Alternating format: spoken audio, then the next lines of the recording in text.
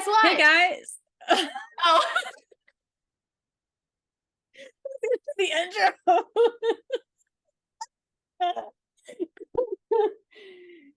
Do you want me to do the Happy intro? New Year! Oh. This is our New Year's episode. New year, new us. But not really. It's same old us still messing up our intro. Same us. I'm Madison. I'm Catherine. And this is Spooky Okie Podcast, where we talk about spooky We mess up things. the intro every time. Yeah. It's a chaotic mess, but it's a fun mess.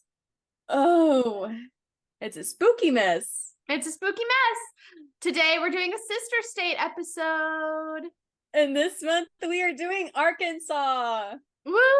Go Arkansas. Right? Yes, right? Yeah. Okay. Yeah. Yeah, okay. Now I panicked for a second. I Typically do it every Madison time. panics every time.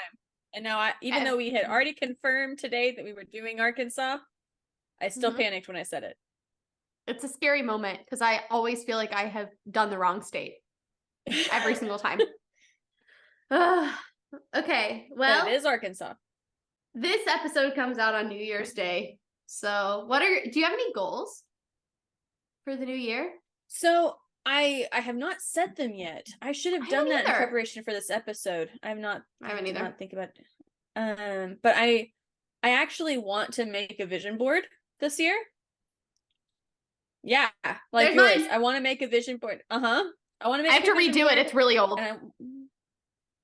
And I want to put my goals on there. Yeah, you should. So we can do that on New Year's Eve.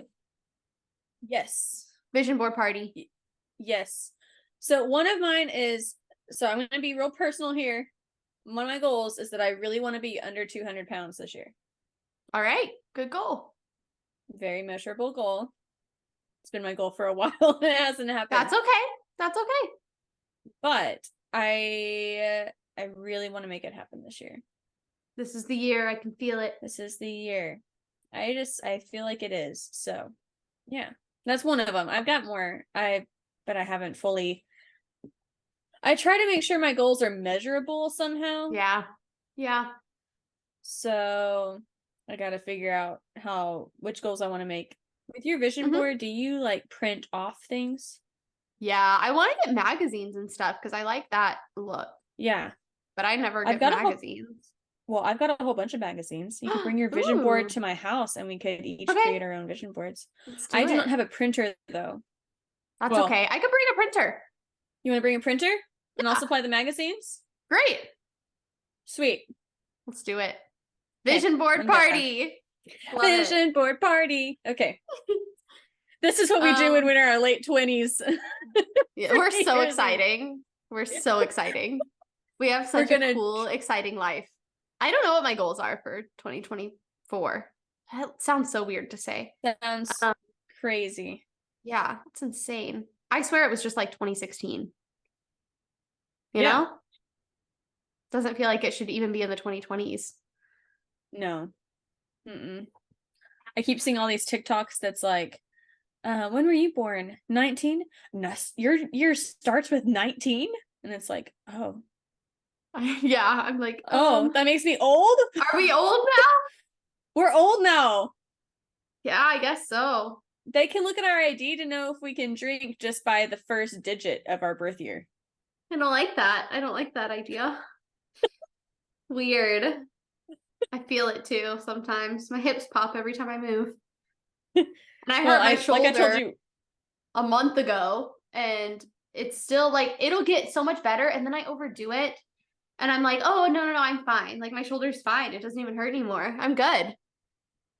And then I end up doing something stupid and overdoing it. And then it hurts again. So now it kind of hurts again. It's sore.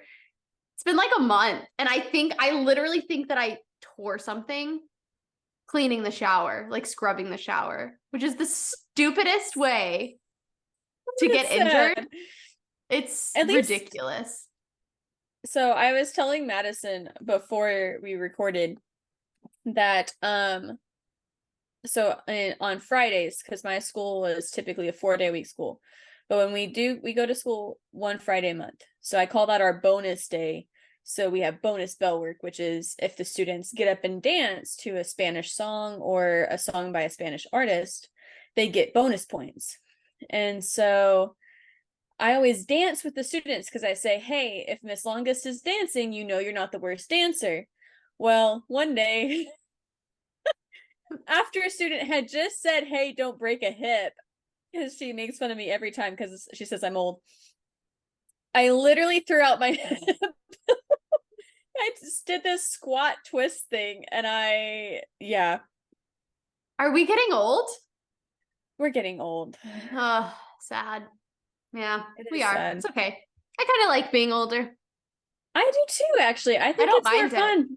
I thought I would be terrified to like turn 30, but I'm kind of like, I'm enjoying it. I'm unfazed by it. I mean, I am not 30 I like yet, this stage of my life. Yeah, I mean, there's circumstances that in my life I don't like as well, but I like my life in general. Yeah. So it's not bad. It's not bad. And I'm not even going to mind turning 30, I don't think. Like, I thought it was going to be like a big scary thing, but I'm just like, no, cool, great. The scary thing for me is that I had to schedule my first colonoscopy. Talk about being old. That's awful. I'm so sorry. Yeah, I went to the doctor yesterday because I had to schedule or get referred for my first colonoscopy. So I scheduled the office visit for that for the end of January. Oh man, hoping to get it done over spring break. I hate that you have to get that done already. That sucks. Yeah, so for listeners, my father had colon cancer at age 39, and so offspring, if there's any offspring out there that have parents that had colon cancer, you're supposed to get screened 10 years before your parents got it. So I gotta go get my first colonoscopy. My running joke is most people at 29 are just afraid of turning 30. I'm afraid of my colonoscopy. So I am going to cover the story of the Crescent Hotel. I'm so excited. Have you heard of this one? So it's a pretty famous one. I have. Yeah. It's a pretty famous one. I thought that the Crescent Hotel was in Colorado. I thought it was too. Okay. I'm not gonna lie. And because I was thinking of The Shining or something. Like it reminds me of The Shining. And so yeah. My sources are crescenthotel.com, katv.com, and smithsonianmagazine.com. Nice. So yes. In 1879, I hesitated to say those numbers because I sometimes get my 7s and my 9s mixed up. Do you need to check that? I just, when I read it, I want to say 9 instead of 7 and 7 instead of 9. Like I have to read them slowly. Really? And I don't know why, but I've always done that. Like since I was a child, since I learned what they were, like I have always mixed them up. Like I will think the wrong one in my head when I'm reading it. Huh. I do that in Spanish for 6 and 7, but that's because they're really similar. Oh, yeah. I do it for like 6 and 7 and then also 60 and 70 because they're really similar. That makes sense. Yeah, I don't know why, but 7 and 9, I will switch all the time. Huh. Always have. So strange. Anyway, this is the year 1879. 1879. Okay. Mm-hmm. So in that year, the town of Eureka Springs was founded, originally recognized by local indigenous tribes for its natural springs with healing properties. Nice. News of this mystical place spread and drew in thousands of new residents. So, and when they say drew in thousands of new residents, they mean it. So by the next year, 1880, there were over 2,000 homes and 15,000 people in Eureka Springs. Holy cow. That's a lot of people. That's a lot of people, like frame. All at once. Yes. A lot of people showed up. A lot of people. Because they heard about the springs with healing properties. It went viral. It went viral. Viral in the year 1879. So soon after this, the arrival of the Frisco Railroad opened up new opportunities for growth. Okay. And in 1884, construction began on the Crescent Hotel, an architectural masterpiece atop Crescent Mountain. Ooh. Yeah, it was very fancy. Masterpiece. very fancy. But they needed a hotel because they had so many people coming in, and like the railroad was going right through there. So they built a pretty one. Nice. And they completed it just 2 years later in 1886, and it opened for business. Great. Which I feel like to build like an architectural masterpiece in just 2 years out in the middle of nowhere, like what a feat, you know? That seems like a lot in a short amount of time. Yeah. Yeah. I thought that was they kind of crazy. They just did it better in those days. Apparently so. So, for the next 15 years, the hotel was operated by the Eureka Springs Improvement Company, and it served as an exclusive hotspot for the elite. Ooh. Mm-hmm. I don't know how many elite people were coming. I guess people were going there like for the natural springs, but I'm just like, how many elite people were in Arkansas? Like, so like those wealthy people that are like, I need a better skincare regimen. Mm-hmm. Yeah. So they go to the natural springs in Eureka Springs. Makes sense. Maybe I should try that. I break out so much. So annoying. So in 1902, the hotel was leased to the Frisco Railroad for 5 years. Okay. I don't know what they used it for, but I don't know if it was still a hotel. Like, I'm not sure. But the railroad was running it. Maybe. I don't know. However, due to slow business during the winter, it was turned into Crescent College and provided higher education to women until 1934. Heck yeah. Way to go, Eureka Springs. I like it. Yeah. And then in 1937, the hotel was bought by Norman Baker and turned into the Baker Cancer Clinic. Have you heard of this? I think I have. Mm-hmm. So he claimed to be able to cure cancer without resorting to surgery. Mm-hmm. And he had amassed considerable wealth from his cancer patients, even though his treatments held no credibility whatsoever in the medical world. He could not cure anything. He would give them this, like, let me see if I put it in the notes. I don't remember because this was like weeks ago. No, I didn't. That's cool. But he gave them like this concoction of just random items. Like, I don't even remember what it was, but things that have no medicinal value whatsoever are not going to cure your cancer. Yeah. So he was known as a swindler, and basically he was just a horrible person. And most of his patients died under his care. Yeah, I would think so. If he's not giving them any medicine, there is no care. They're gonna die from the cancer. Yeah. And so when they would die, they would be secretly wheeled away by nurses into the basement of the hotel, which became like a secret morgue. He was hiding their deaths. Right. He was hiding their deaths because then he would pose as the deceased patients and would forge letters to their families asking for more money for treatment, even though they were already dead. Oh my gosh. Yeah, and the families would send money because they wanted their loved one to get better. Yeah. But they were already dead. Like, they had already died. And he was forging these letters to ask for more money. Yeah, awful. Horrible. So during this time, he had extensive renovations done to the hotel with all that stolen money. Awful. He redid everything in a lavender theme, which I think is a really interesting choice. Like, I like lavender. I think it's a really pretty color, but yeah, I don't know. It's just kind of strange for any sort of like architecture. Yeah. It's a strange color choice. He also added an escape route in his office with a hidden staircase, which I'm like, I want that so bad. Man, I love a secret passageway. I love a secret passageway too. Love it. And he needed an escape route because he was a horrible person. So I'm sure he had people after him, or should have had people after him. Yeah, should have. So his office also included a 6-sided desk, one side for each of his 6 businesses.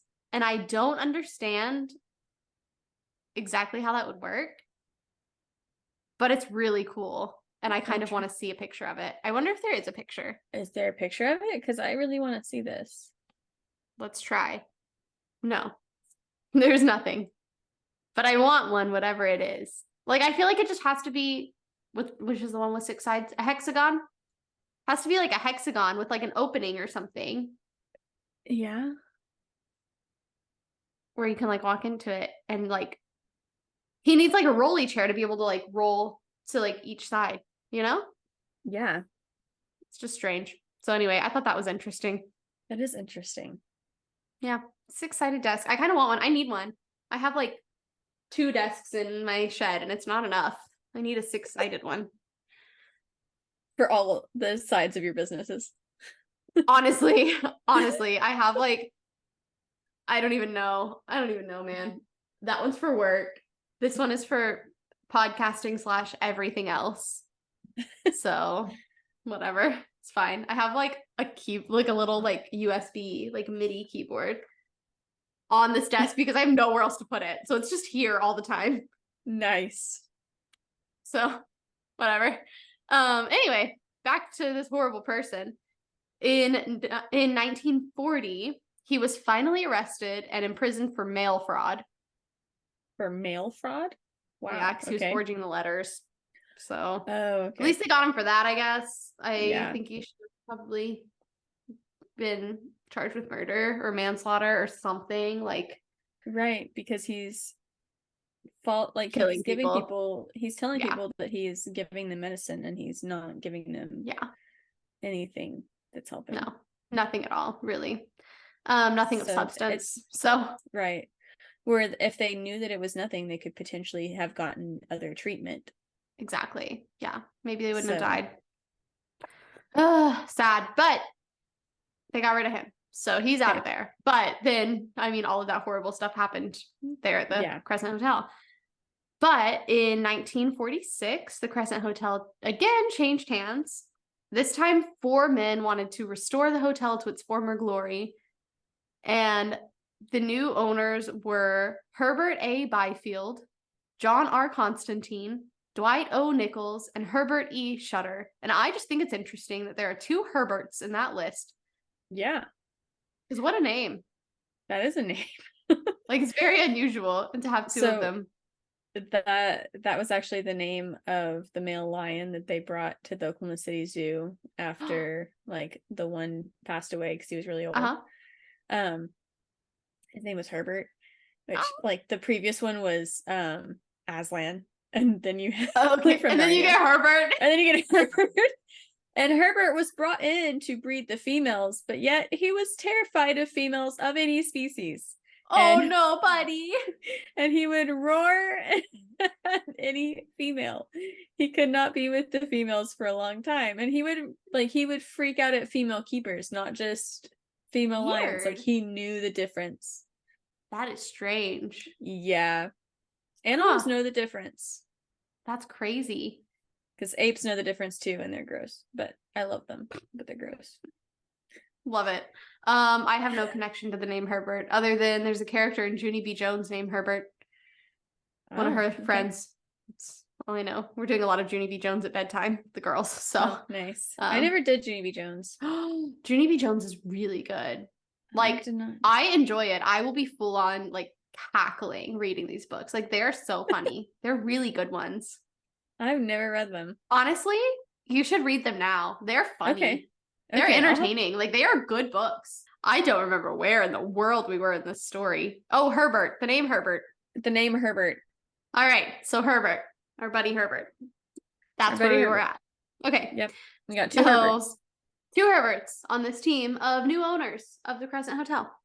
So, they wanted to restore the hotel to its former glory. Okay. And in addition to extensive renovations, they also partnered with the Frisco Railroad to establish travel vacation packages, which brought a wave of new tourists to the Eureka Springs area. Nice. So they did a lot for the area. And then in 1967, the penthouse level and the 4th floor were significantly damaged by a fire, causing more renovations to be needed. So they're just renovating this place left and right. Like, yikes. So many renovations, which we know always like brings up activity. It sure does. It stirs everything up, gets it all active. Sure does. So the hotel changed hands again in 1970 and in 1972. So it's just like, I don't even know, changing hands constantly. Wow. Okay. So at this point, the goal of the new owners was to restore the hotel to its former glory while also incorporating modern amenities. So kind of moving forward with times, I guess, at this point. However, trying to get the fancy updates. They want the fancy updates. But during this time, the first reports of supernatural activity began. Ooh, spooky. And then a couple of other like spooky things. Okay. Like we're not onto the spooky stuff yet, but in 2019, so very recent, archaeologists found hundreds of artifacts at the hotel, including partial human remains. Oh my gosh. Over 400 bottles and medical jars from the time it was a hospital. So I don't know what was in those. Like, oh my gosh. I don't know, but spooky. So over the past, they found them where? Like in the ground? I guess.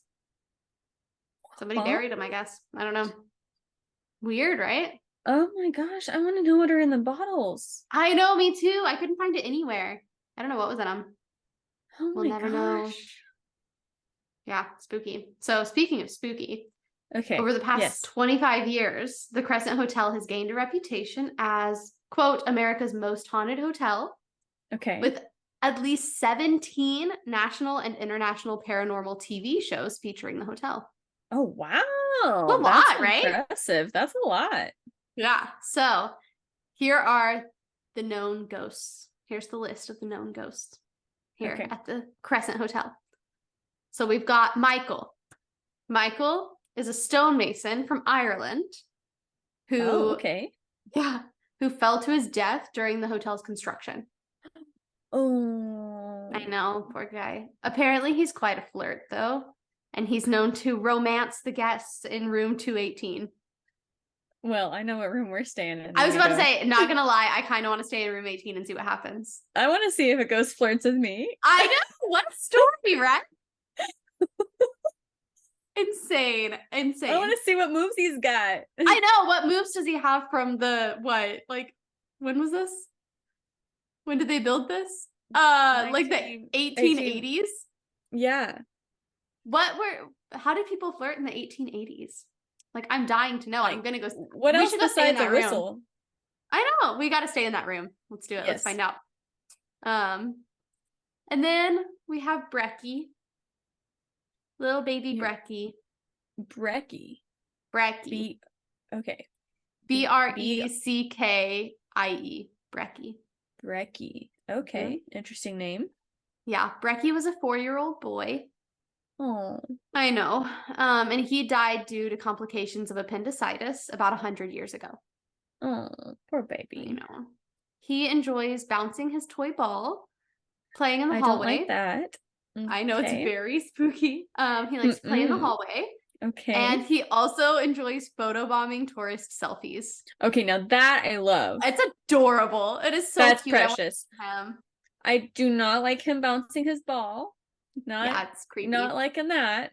It's very creepy. In the hallway, but not that's fine. That's fine. But the ball is creepy. It's like at the Stone Lion Inn where you would hear like the wooden ball rolling. Yeah, that's what it makes me think of. It makes me think of that too. I do not like that. Yeah, there's something about that seems creepy. Yeah, it's very creepy. But I still want to meet Brecky. I want to meet Brecky. He can photobomb my selfies. Yeah, that's great. That's cool. Join the party, Brecky. Yeah. So I wonder if he likes Snapchat filters. Dude, I told you about the ghost in my house that used a Snapchat filter, right? Yeah. Yeah. It's maybe that's what it made me think of. Brecky would love them. We should try it. Yes. We got to go here. It's only Arkansas. It's not that far. It's not that far. We got to go stay in room 218 and then go find Brecky and play with the Snapchat filters with him. Yes. He's just not allowed to bring his ball with him. No. We'll have to say no. Maybe we could bring him a toy. Yeah. A soft toy that's not gonna make noise. Like a little stuffed animal or something. A little teddy bear. Yeah. Cute. Okay, so next we have Theodora, which I think is a cool name. I like that name. Let's bring back Theodora. I'm all for it. I love classic names. Me too. Love them. Love them. So, Theodora. She's been dead for 80 years. Okay. and she's still trying to find her key in front of room 419. And I have never related more to a that ghost. I've never related more to a ghost in my life. Oh my god. It's been 80 years and she is still looking for her key. Oh, poor babe. Honey, I feel ya. Here's the next part that I also relate to so much. Oh no, what is it? Sorry. Oh. She also obsessively packs guest suitcases when she's angry. She says, "Get the hell out of here." She angry cleans, and I relate to that. I feel that. Okay, so we got Michael, the stonemason Irish flirt. We got Bradley, the cute baby 4-year-old who likes his ball and photobombing. We got Theodora, who is the most relatable ghost in all of history, and I've never related more to a ghost. Still looking for her key, and also obsessively packs suitcases when she's angry. I love her so much. Love her so much. I love her. Then we've got the nurse. It was in all caps. I don't know why. Like the nurse. Like I don't know. I'm a little bit spooked by the nurse already. I don't like that. Who is seen pushing a gurney on the 3rd floor. That's all we got for her. That's all we got? Okay. It's not quite as relatable as Theodora. But I was thinking like scary nurse, like hovers over you or something. Yeah, she seems like she'd be scary, but I guess not. She's just pushing a gurney. Okay, all right. So then we also have perhaps the most famous ghost from here. Okay. The girl in the mist. She doesn't have a name. Okay. The girl in the mist, who from time to time, always around 10:30 and in the moonlight, will fall or fling herself from one of the east side balconies into the garden below. Holy moly. Yeah. There's no record of an event like this happening at the hotel. Like, there's no record of this happening in real life. Really? Multiple people, like so many people, have claimed to see this ghost and see this exact scenario. Do you think this could be one of the patients that was there that was getting treatment and gave up? Probably. Or learned that it wasn't helping. Yeah. And the death was hidden. Yeah. Probably. But that's the girl in the mist. So she might be the most famous one. She's the one that people see a lot, which is how traumatizing just to see that. Like, yeah. You're not going to know it's a ghost. No, that would be really scary. That'd be so scary. I don't want to see that. I just want to hang out with Theodora and Brecky and Michael.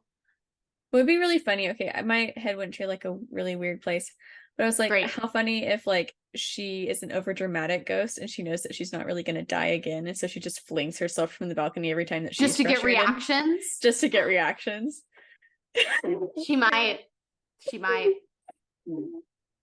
I love that. Love that. She's like, everybody's taking selfies with Brecky. Here, I'm gonna fling myself from the balcony. I'll show them. Leave me out of the selfies. I just wanted to use the filter. Oh my goodness. That was where my brain went. I hope that is the situation. That's because I love that. Yeah. So we also have Dr. John Fremont Ellis. Oh, okay. Yeah, sounds very fancy. But he was the hotel's in-house doctor from the late 19th century. Okay. And he is most often seen, or not really seen, but his cherry pipe tobacco is smelled near his office, which is now room 212. Okay. So he's pretty close up there by Michael, because he's 218. So we can still stay in the room with Michael, but then walk outside down a couple rooms and see if we can smell some smoke. Exactly. Okay. So I think we should do it. Here's the last one. Okay. I think this might be your favorite ghost. Really? Because I love Theodora. Okay. Theodora is my favorite, and Theodora might be your favorite too, but this one's a good one too. So lastly, we have Morris. Okay. Morris is the famed hotel cat.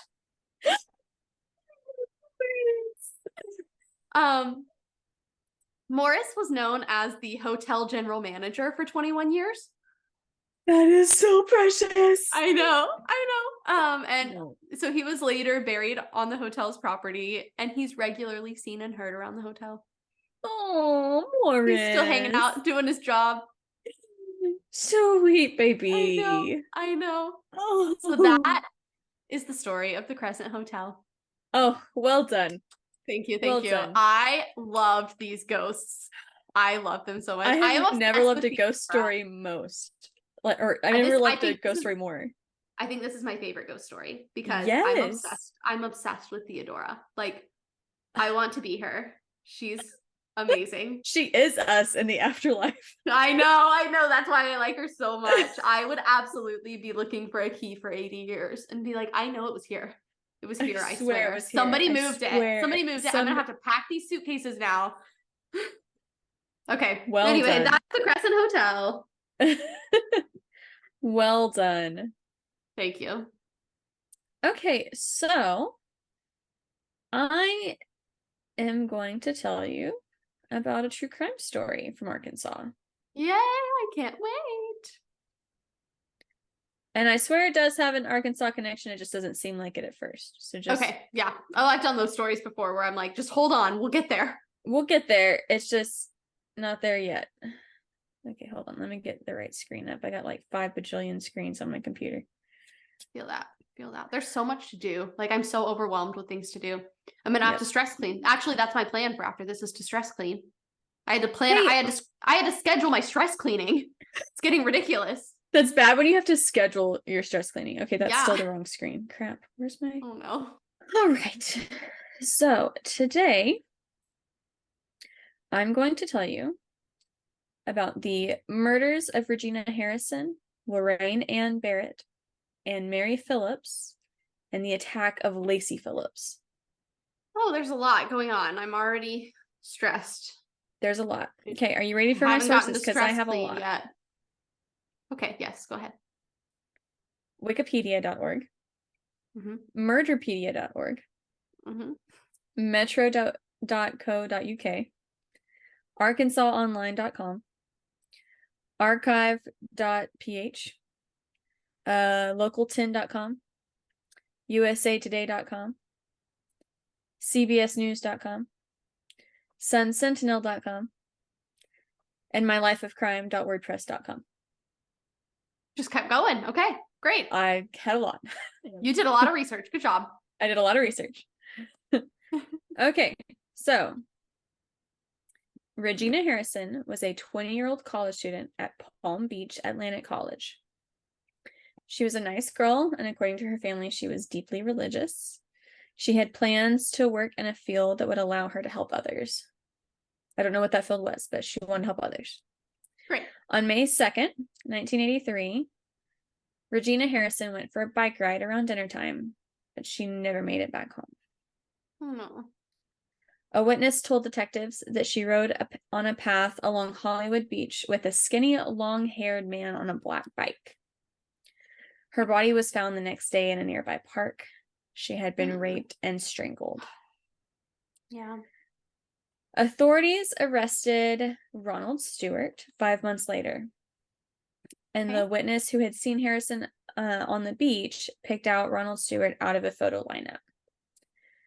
He confessed to the murder, and Stewart pleaded no contest to second-degree murder. He was actually a serial rapist who had pleaded guilty in Fort Lauderdale to 3 rapes and was convicted of other attacks in Mississippi as well. Oh, okay. I'm a little confused as to how this is moving so quickly. We'll get to it. Just hang in there. Like I'm waiting for you to just be like, the end. Just keep going. Just wait. Okay. Lorraine Ann Barrett, aged 32. And by the way, if I say Bennett, correct me. I don't know why the whole time I was doing this research, every time I went to write her last name, I wrote Bennett. It is Barrett, not Bennett. Got it.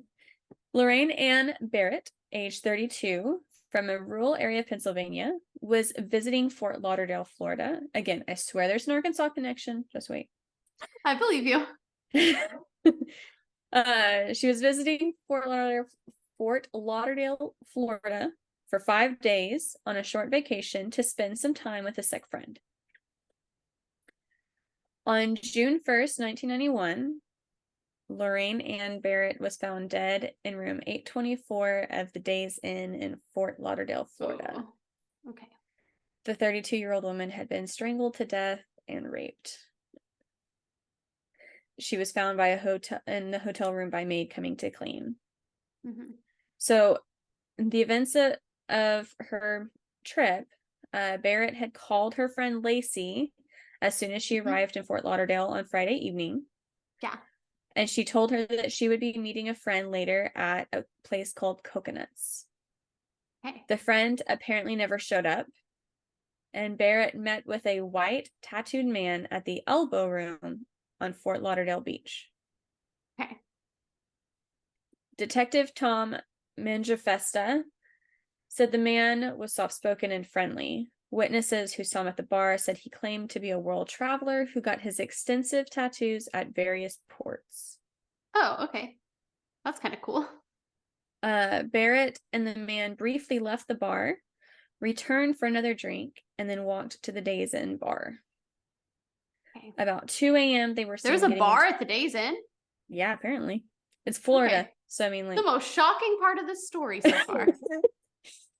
Sorry, not really, but it's because I expect all the horrible things because it's a true crime story. I don't expect a bar at the Days Inn.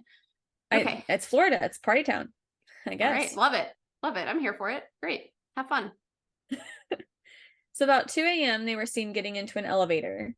Police think she was killed a short time later. Okay. The detective said several people saw them together.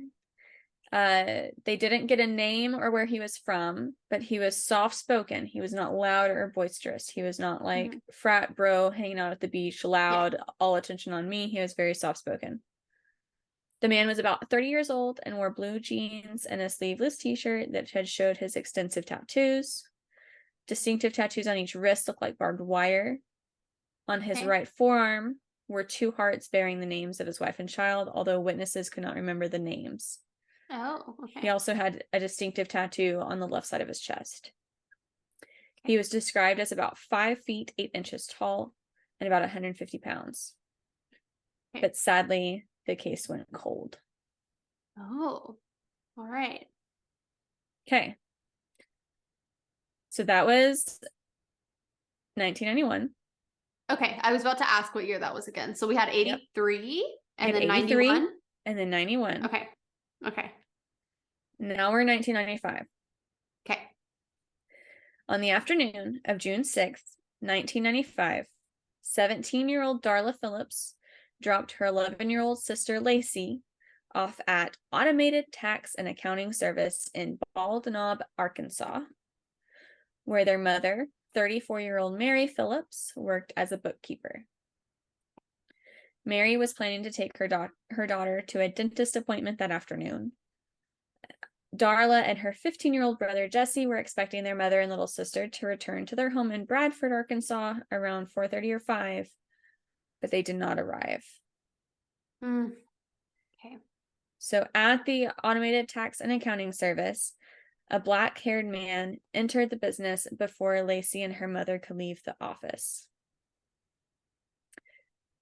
The man had a teardrop tattoo on his face and more tattoos on his arm.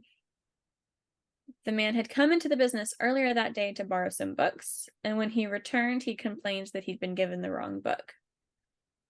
He then told Lacey and her mother that he was sorry, but that he was going to have to rob them. Okay. He ordered Mary to lay down on her stomach and then made Lacey lay down on top of her mother. Okay. After retrieving cash out of the register, he took them into a small break room. The man took Lacey into a bathroom off of the break room, tied her to a chair, and then left.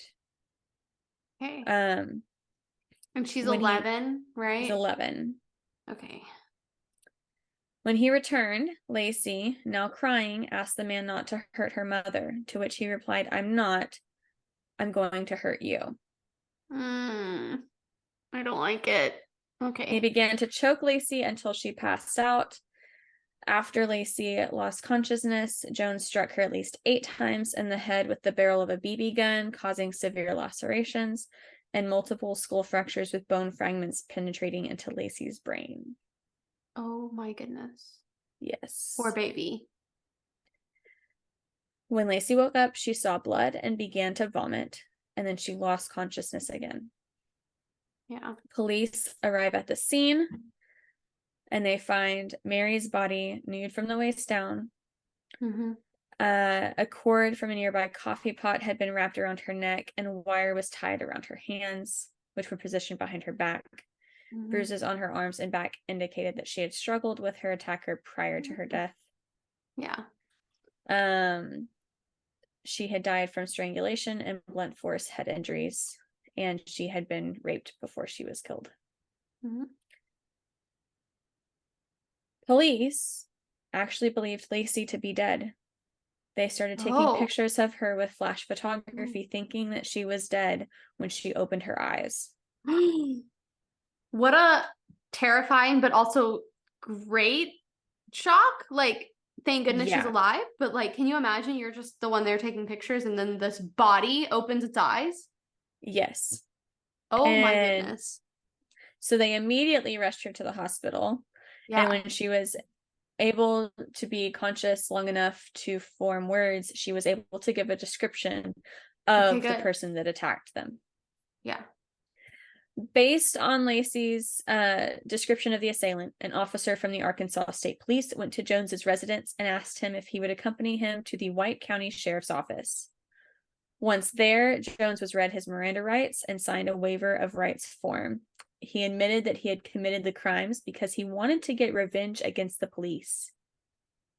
He said that his wife had been raped and that the police had done nothing about it. Well, that makes no sense. Yeah. Mm-hmm. He was also on methamphetamines at the time. Okay, that's making more sense.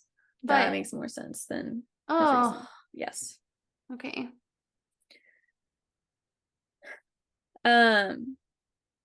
So he was charged and went to prison for that. Then in 2002, Detective John, I don't know how to say this guy's name, Curcio, Curcio? Curcio? I think it's however you want to say it. John Curcio, reopened the cold case of Lorraine Barrett and began reviewing the investigation. Knowing that DNA had advanced a lot over the years, he decided to submit the DNA to be tested. Because Jones was in prison, his DNA had been submitted into the database. Right. And what do you know? There was a match, and his tattoos matched the description of the tattooed guy that Lorraine had been with at the bar. Okay. And I believe he did admit to it. When his DNA was found out, he did admit to it. So he was sentenced to execution. Okay. So I have to say a little bit real quick. So Jack Jones has a sister, and his sister was upset, one, that he was being executed, which I can get being upset about that. Yeah. Okay. But he violently killed 2 women and tried to kill a child. Yeah. But then she was upset because she didn't get to be at the execution. She was upset that he wouldn't die with family present. Okay. And like, I didn't write all this in my notes, but basically, like, there's specific people that have to be there, and the victims and their families have the right to be there. Yeah. And she kind of, the way it felt like in the articles, seemed like she was complaining like she should be there before them. And I'm like, honey, maybe let's reconsider that. Right. Yeah. Let's look at these priorities a little bit. She was like, I know he's done something, but I'm losing a family member too. Like, yeah, you are, because his actions led others to lose a family member. Right. Sorry. It's about them. Yeah. Okay. Yikes. So Jack Harold Jones was executed in Arkansas on April 24th of 2017. Mm-hmm. You want to know what his last meal was? I do. I'm so fascinated by this. Okay. So his last meal consisted of fried chicken, potato logs with tartar sauce. Yeah, I know. Beef jerky bites. Okay. 3 candy bars. What were the candy bars? Do we know? I don't know. It just said 3 candy bars. That is such important information. Okay. I know. Sorry. It's not your fault. A chocolate milkshake. Okay. And fruit punch. It's a very interesting last meal. It's not really a meal. Yes. It's kind of like a lot of snacks put together. Yeah. Yeah. Okay. I respect it. Sure. Why not? Okay. So his last words make me really mad. Oh. Okay. So he said, I want to let the James family and Lacey know how sorry I am. I'm not really sure. The James family. I'm not sure if I'm guessing it's Lorraine's family. Okay. I can't believe I did something to her. I tried to be respectful from the time I took and become a better person. I hope I did better. I hope over time you can learn who I really am and I am not a monster. There was a reason why those things happened that day. I am so sorry, Lacey. Try to understand. I love you like my child. Oh. Yeah. I'm like, I'm sorry. You tried to kill her and she managed to survive your brutal attack and you say you love her. She barely survived. She barely survived. And you're going to say that you love her like she's your child? Are you kidding me? That is disgusting. Oof. Okay. I think she said at one of his, I think she testified at one of his parole hearings. I didn't put this in my notes. So I think Lacey testified at one of his parole hearings saying he's a monster and should not be let go. Yeah. And so I'm thinking that's why he said I'm not a monster. But strange. I'm sorry, but you are. You are, yeah. So, into the story, right? He's executed. No, who's the first person? What is the connection? I'm dying to know. Funny you mentioned that. Okay, so 1 year later, his sister opens a letter that she had received from Jones with the instruction not to open it until a year after his death. Okay. In it, he confesses to the murder of Regina Harrison. And sure enough, some guy confess to it already and get sent away? And sure enough, they tested the DNA and the fingerprints at the scene, and it was a match. Because guess what? The fingerprint at the scene did not match the guy that they put away for that. Now, granted, he was going to be in prison until he died no matter what, because he had already done really bad things. But he had not murdered anyone. Okay. I mean, slight positive. Because he did rape, several women. Right. Yeah. But hey, at least that got him put away because the rapes probably wouldn't. Yep. So yeah, he had his DNA, the first guy, they hadn't tested DNA because DNA wasn't a thing then. But it was 83, right? Yeah. The fingerprint did not match. And there was also jailbird testimony. Or jailbird testimony? What's the phrase? I don't know. But a jailhouse informant said that he confessed to it. Oh. Which got that guy a lightened sentence. Yeah. And all right. So to avoid the death penalty being put on the table, that's why Stewart had confessed to it, because then it just added time to his sentence. It didn't put him on there for the death penalty. Yeah. Okay. So it's all coming together now. Yeah. So, and it's weird because he confessed to the other one when the DNA matched, but he would not confess to this one. And he had hinted before his death that there was another victim, but he wouldn't say who it was.